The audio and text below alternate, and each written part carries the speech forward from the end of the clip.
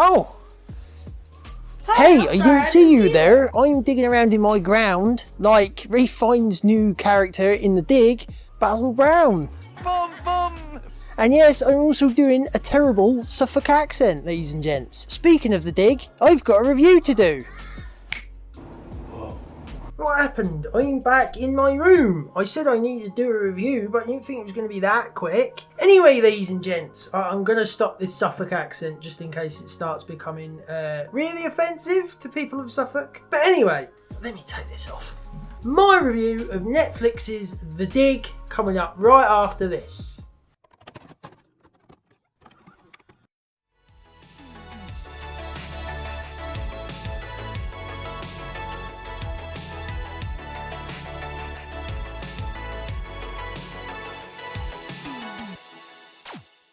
So now then, ladies and gents, and welcome back to the channel. I hope you're all having a smashing day, just like myself. And as always, I am your host, Bryn Williams. And today's video, ladies and gents, I present to you my review of Simon Stone's The Dig. Sorry for murdering the accent in the beginning. I kind of had to do it for a gag. I just thought it'd be pretty funny. So just before we get into everything, ladies and gents, why don't you comment down below what you thought of The Dig? Did you like it? Did you think it was a little bit boring? Did you think it was just not worth the time or effort put into it? Just let me know, as always, down in the comment section below, and I'll try and get back to you as quick as possible. So without further ado, ladies and gents, let's get into The Dig. So The Dig stars Carey Mulligan, Ralph Fiennes and Lily James, among others. And it's set during wartime Britain and follows Basil Brown, played by Ralph Fiennes, an archaeologist slash excavator who was hired by Suffolk landowner Edith Pretty, Mrs. Pretty, played by Carey Mulligan, to investigate some mounds on her land. However, during the dig, Mr. Brown and company find that the mounds actually hide an Anglo-Saxon era burial ship that contains many treasures. So, ladies and gents, I've literally just got finished watching The Dig. It was something that was recommended to me by my sister, and I'd seen a couple other reviews of it online, and it was sat in the trending section on Netflix for a little while, like a good week or so. So I thought I'd give it a chance. So getting into it, I kind of didn't know what I was expecting. I did a little bit of research on it. I knew it was about the Sutton Hoo dig around wartime Britain, and it was probably one of the biggest finds at the time in the world, along with Tutankhamun and things like that. And I actually did enjoy this film. It does have its problems, which I'll get into a little bit. But starting with the positives, I actually really like the performances in this film. Ralph Fiennes, for a start, he is great in anything I see him in. Whether it be James Bond, are you ready to get back to work? Harry Potter, Harry Potter. The boy who lived.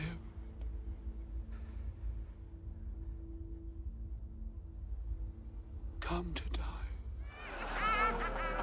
die. The Dig, Yeah, no shit, Sherlock.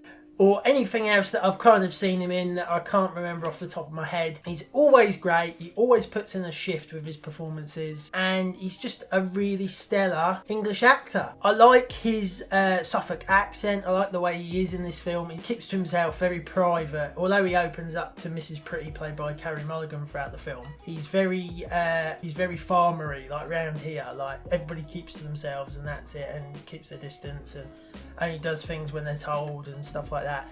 It's a really good period piece, obviously, because it's set during pre-war / into mid-war Britain. I thought his character was actually really good. It's obviously based on a real story. Basil Brown himself didn't really get a lot of recognition for his work on this dig, the Sutton Hoo dig, up until very recently, which is shown in the title cards towards the end. Yeah, I actually really enjoyed his performance. I thought he nailed the character really well. It was very subdued in places. He's very non-attached, non-emotional type of person to me. That's how he came across. And I think Ralph Fiennes portrayed him well. Getting on to Carey Mulligan, her performance was probably slightly better than Ralph Fiennes's, to be honest. She's kind of the lead of the movie. Although I thought it was Ralph Fiennes, she's kind of in the film more than anything.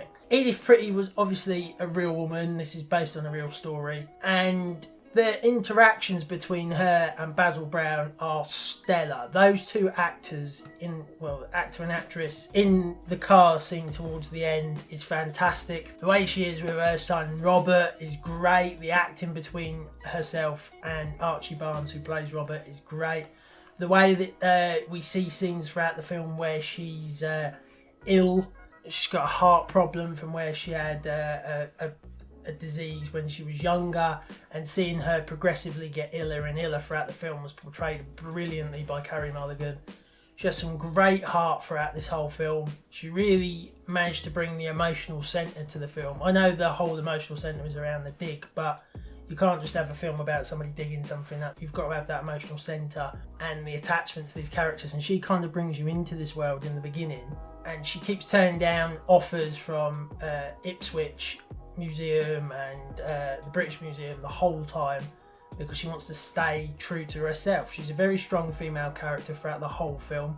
She doesn't let anybody push her around. She doesn't cower to anyone, especially towards the end when the British Museum tried to take her find, because it's essentially her find because it's her land, away from her, and Basil doesn't really have a say in it, so it's all up to her, and she, in my opinion, did the right thing.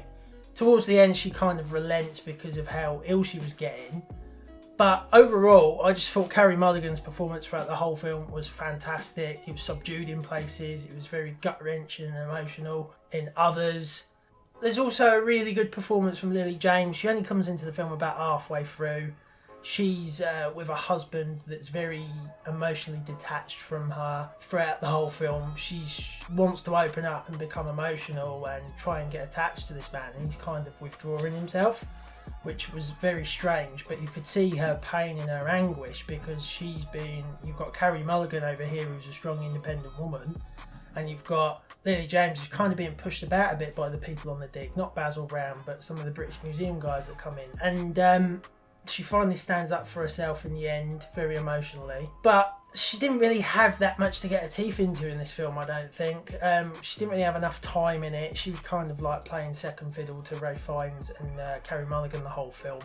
So, although I found her performance good, I don't think it was as good as we know Lily James can put in. I also want to talk about the cinematography in this film. It is a gorgeous film. I mean gorgeous. The colours, it made it pop. The colours were beautiful, like the blues and the greens, especially when we were getting water shots and lake shots and stuff, and establishing shots over houses and over the dig. It's just gorgeous the way it's shot. I loved it. But that's really about it on the good side. I've got to say, on the director's side, it felt very choppy. Like 1 minute we're talking about this thing and then it jumps to another thing. Then it jumps and then it jumps and then it jumps. So you get like a really drawn out emotional scene and then it kind of like intersperses it with something else and then jumps. It was a very weird way of editing and chopping this film up. It kind of, you still got the plot through, but it was very choppy changey all the time. It felt like this scene, put out here, right, overlay this bit now while they're finishing talking, and then pick up with this scene, and then that goes, and then the next scene picks up while they're talking, and then it just felt very like slapdash throughout the whole film. Maybe that's done on purpose, but to me it just felt very odd, and it meant the film kind of got stuck in places. It felt very slow and methodical, and there's nothing wrong with slow and methodical films for me, but it kind of made a 2-hour film feel like a 3-hour film, which sometimes is a good thing, sometimes it's not a good thing, it depends. I just felt this time it just wasn't good. So, although there's some really good positives, the performances are stellar, the cinematography is great, the score is magnificent, the actual plotting of the film and the editing kind of messed it up a little bit for me. And I think some scenes are very much drawn out when they don't need to be. But that was just the overall feel I got from this film. So, overall, I'd have to give The Dig a 6.5 out of 10. So yeah, so that's my rating of the film, ladies and gents. As per usual, don't forget to bang down in the comments what you thought of The Dig. Don't forget to hit the like button and the subscribe and the notification bell so you get notified every single time I upload a video. Don't forget to go follow me on socials. I've got Twitter, I've got Instagram, I've got Facebook, I've got Twitch as well if you class that as social media. And yeah, ladies and gents, that's pretty much everything I wanted to cover in this video. I hope you enjoyed the video as always. I hope you have a good rest of your night whenever you see this. And yeah, I shall see you in a bit.